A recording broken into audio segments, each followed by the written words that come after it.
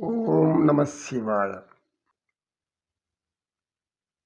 అనంతమైనటువంటి సృష్టిలో మానవులు అందరూ ఒక రకంగా లేకపోవడానికి కర్మ సిద్ధాంతం.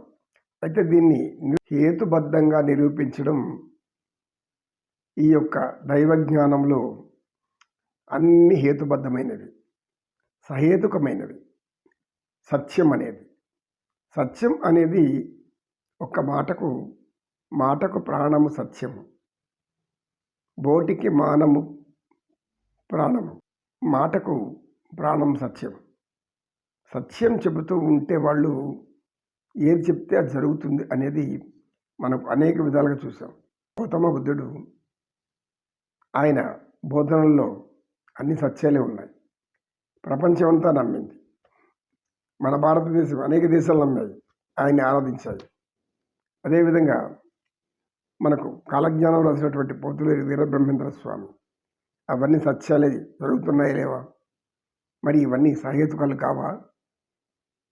ఆదిశంకరాచార్యులు చెప్పిన జ్ఞానం అద్వైత సిద్ధాంతం అది హేతుబద్ధం కాదా? సహేతుకంగా నిరూపించడం అనేటువంటిది మనకు అవసరం లేదు. వాదించడం అనేది యోగ పద్ధతి కాదు. నమ్మితే నమ్ము, నమ్మకపోతే గమ్మునుండు, తెలియకుండా ఉండు అని చెప్పాలి తప్పితే కానీ నేను నీ హేతుబద్ధంగా నిరూపిస్తాను, సహేతుగా నిరూపించగలను, నేను ఏదైనా చేయగలను అని మనం అనుకోకూడదు. ఎందుకు? జ్ఞానంలో మొదటి మాట ఏమంటే ఎవ్వరు కూడా ఎవరితోనూ వాదించకూడదు. ఇచ్చునదే విద్య, రణమన దొచ్చునదే మగతనంబు, సుఖవీశ్వరులు మెచ్చునదే నేర్పు, వాదుకు వచ్చునదే కీడు వసుదను సుమతి. కనుక విద్య అనేది మనకు జ్ఞానాన్ని ఇస్తుంది. జ్ఞానం వల్ల బ్రతుకు తెరువు గడుస్తుంది. ఇచ్చినదే విద్య. యుద్ధం ఎలాంటి యుద్ధమైనా సరే, శత్రువులతో యుద్ధమైనా సరే, లేదా మన యొక్క లోపల ఉండే మంచి చెడులతో యుద్ధమైనా సరే మనమే చూసుకుంటాం. మంచి ఉంది, చెడు ఉంది. చెడు వచ్చినప్పుడు మంచి దాంతో యుద్ధం చేస్తుంది. చెడు గెలుస్తుందా, మంచి గెలుస్తుందా అనేది మన యొక్క బుద్ధిపైన ఆధారపడి ఉంటుంది. నిత్య సంఘర్షణ లోపల కూడా ఉంది యుద్ధం అనేది. కనుక అటువంటి యుద్ధంలో వెన్నుజూపి పారిపోయిన వాడు పిరికివాడు. రణమన దొచ్చినదే మగతనం. మగవాడంటే ఏమి? యుద్ధం, పోరాటం అంటే పోరాడుతూ ఉండాల్సింది. చివరి బొట్టు రక్తం పోయేంతవరకు, చివరి శ్వాస ఉండేంతవరకు పోరాడు. మాతృదేశాన్ని కాపాడు. అదేవిధంగా నీ జీవితంలో జరిగే యుద్ధాలతో పోరాడు. నీ జీవితంలో యుద్ధంలో నిన్ను అనేక మంది చుట్టుపక్కల అనేక విధాలుగా ఏడిపిస్తూ ఉంటారు, మాట్లాడుతూ ఉంటారు, హింసిస్తూ ఉంటారు. నువ్వు కూడా వాళ్ళని మౌనంతో, సామరస్యంతో, తెలివితో, చాకచక్యంతో తప్పించుకొని తిరుగు. వాళ్ళంటే అనుకుంటారు, వాళ్ళు అనుకున్నంత నువ్వు ఎందుకు బాధపడాలి అనేవాళ్ళు. వాళ్ళ మాటలే మనం ఎందుకు బాధపడాలి? నువ్వు చేస్తుంది అసత్యమైతే, నువ్వు చెప్తుంది అసత్యమైతే, నువ్వు చేసే పనులు సమాజానికి విరుద్ధంగా ఉంటే, సంఘంలో అనేక మందికి బాధ కలిగించేదిగా ఉంటే అప్పుడు నీవు చెడ్డవాడి. అలా కాకుండా నువ్వు మంచిగా ఇలాంటివన్నీ ఆచరిస్తూ బతికితే ఎవరిని అనుకుంటే మనకెందుకు? మన జీవిత ఆనందం మంది. ఏ విధంగా ఆనందిస్తామో ఆ విధంగా ఆనందించాలి. కనుక మనకు తెలియనివన్నీ కూడా అజ్ఞానము అనుకుంటే అంతకంటే మించిన అజ్ఞానం లేదు. మనకు తెలియనివి ఎన్నో రహస్యాల సృష్టిలో ఉన్నాయి. తెలియని దాని గురించి తెలుసుకోవాలని ప్రయత్నించాలి. కానీ ఇదంతా కూడా అసత్యము, ఇవన్నీ కూడా కల్పితము, బూటకము, నాటకం అనేవాళ్ళు అనుభవం పోతారు. నమ్మిన వారికి ఆనందం, నమ్మని వారికి లోపల అనుమానం. ఈ అనుమానమే ఒక మానసిక సమస్య. ఆ మానసిక సమస్య మనోరుగ్మత.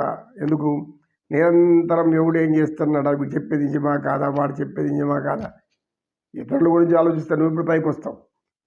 నీ గురించి నువ్వు ఆలోచించు, నువ్వు గొప్పవాడవుతావు. నీ గురించి, నీ బ్రతుకు గురించి, నీ యొక్క తల్లిదండ్రుల గురించో లేదా నీ బిడ్డల గురించో, నీ సంసారం గురించి పట్టించుకో, బాగా గొప్పవాడవుతావు. ఇతరుల గురించి ఆలోచిస్తూ వాళ్ళు చేసి తప్పులు చేస్తున్నారు, ఈ తప్పులు చేస్తున్నారు, వాళ్ళు చేస్తున్నారు, వాళ్ళు ఇది చేస్తున్నారు అని చెప్పుకుంటూ పోతుంటే నీ జీవితం దానికి అంకితమైతే పుణ్యం కూడా రాదు కదా, అంతకన్నా భయంకరమైన పాపాలు వస్తాయి. ఇతరుల పాప పుణ్యాలు లెక్కించడానికి మనకు ఈ యొక్క అర్హత మనకు లేదు. పరమాత్ముడు ఒక్కడే పాపపుణ్యాలను పరిరక్షించేవాడు. కనుక మనకు తెలియనివన్నీ, మనకు అర్థం కానివన్నీ, ఇవన్నీ బూటకాలు నాటకాలు అనుకుంటే కర్మ, అది కూడా ఒక కర్మే అవుతుంది. మనం చేసేది ప్రతిదీ కర్మే. మంచి అయితే మంచిది, చెడుదైతే చెడుదని చెప్పుకోవాల్సిందే. దాన్ని వక్రించి ఇట్లా అట్లా అని లేదా లోపల సమర్థించుకుంటూ ఆత్మవంచన చేసుకుంటూ కూడా జీవించుకుంటారు. ఎలా చేసుకున్నా సత్యం మాత్రం లోపల చెప్తూనే ఉంటుంది ఆత్మ అనేది. ఆత్మ కూడా చూపంటే ఏం చూపిస్తాము?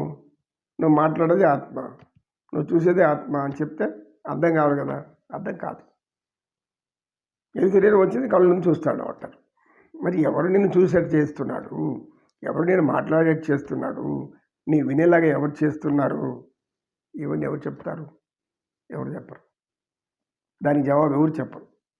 మరి అక్కడున్న జీవుడు వెళ్ళిపోతే ఎందుకు ఈ యొక్క శరీరం లేచి ఆడదు, లేచి మాట్లాడదు, లేచి డ్యాన్స్ చేయదు, ఎగిరి గంతేయదు? నమో కృష్ణ, నమో కృష్ణ.